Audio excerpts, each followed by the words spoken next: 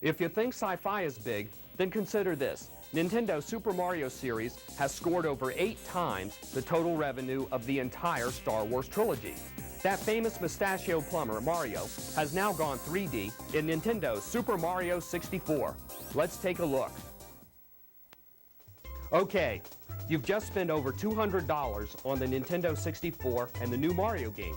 You pop it in, stretch Mario's face just for fun, then listen to Princess Toadstool invite you to the castle and watch the Lakitu cloud fly around with his camera. You arrive via tube.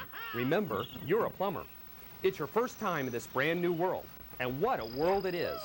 You can climb trees and do huge flips out of them.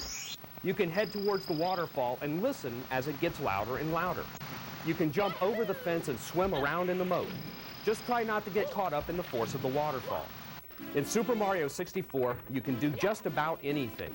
It is, in fact, like jumping into the movie Toy Story. But don't get all psyched up about traveling to infinity and beyond just yet. Although the gameplay and graphics are very cinematic, the basic setup and plot of the game is no big surprise. After a few days of playing the game, it starts to get old. The game is way too short, only 15 main levels. Most players will beat the game in less than 2 weeks, unless they plan on getting all 120 stars to gain access to Yoshi. That little chore is extremely difficult. Stars are hidden everywhere. Some of them are practically impossible to find on your own, like the one in Stage 2 that can only be uncovered by blasting out of a cannon and breaking off the corner of a wall. There's another one in the Hazy Maze level that's out of sight above your head.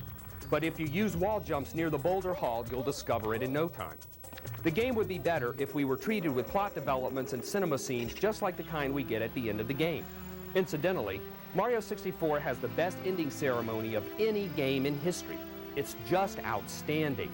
The super graphics, camera movement, and real voices make Mario 64 more than worthy of your time. The game does get fun again after you beat it, and then focus on finding 120 stars. Since you're familiar with all of the courses by then, the game is a little less frustrating. For the premier title of this system, Super Mario 64 is a breakthrough in graphics and play control. And this is just the tip of the iceberg. One last thing we should mention is prices.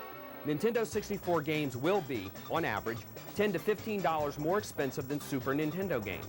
This means that most games may cost around $70, compared to an average of $50 for first-generation gaming systems. Although we believe that Nintendo will definitely beat its current rivals when all is said and done, well-established and emerging systems like Sony PlayStation could surprise us all. That's how things look right now. But as the Nintendo 64 grows and the writable disk drive is introduced, the gaming game will surely change. Don't go away. Up next, we have the Star Trek X-Men crossover, plus an uncut interview with Capcom's president Greg Ballard when Flights of Fantasy returns.